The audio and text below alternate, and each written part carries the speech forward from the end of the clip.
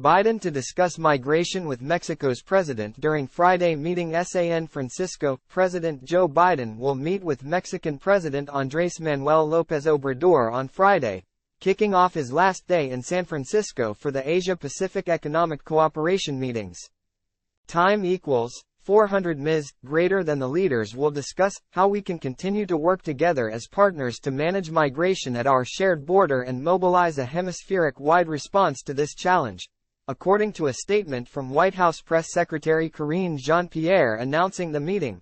Biden and López Obrador previously met in Mexico City in January, where they discussed counternarcotic efforts, economic integration, climate commitments and irregular migration, according to a White House readout of the meeting.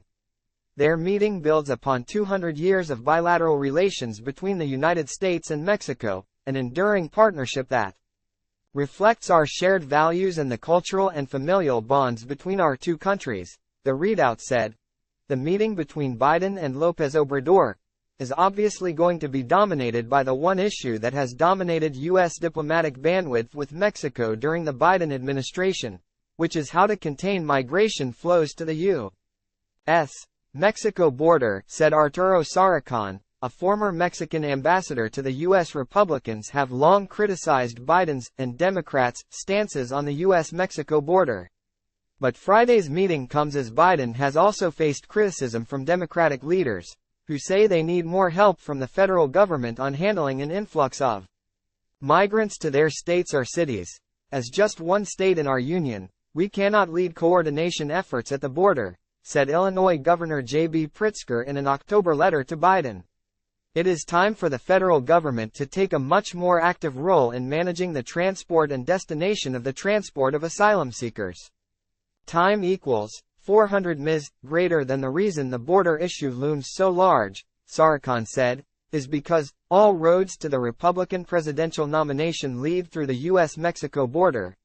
In September, the administration extended temporary protected status to more Venezuelan migrants, which allowed about 200,000 migrants to get work authorization. The White House also provided 800 additional active duty personnel to support border efforts, the Department of Homeland Security said.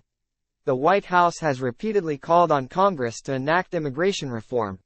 As a result of Congress's failure to enact the reform, the administration has been using the limited tools it has available to secure the border and build a safe, orderly, and humane immigration system while leading the largest expansion of lawful pathways for immigration in decades, a Homeland Security fact sheet from September said.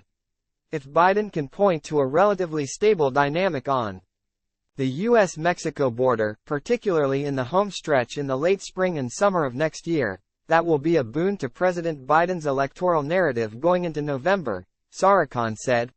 Friday caps off a string of meetings between Biden and foreign leaders this week, notably including China's President Xi Jinping, which ended a year-long communications drought between the two leaders.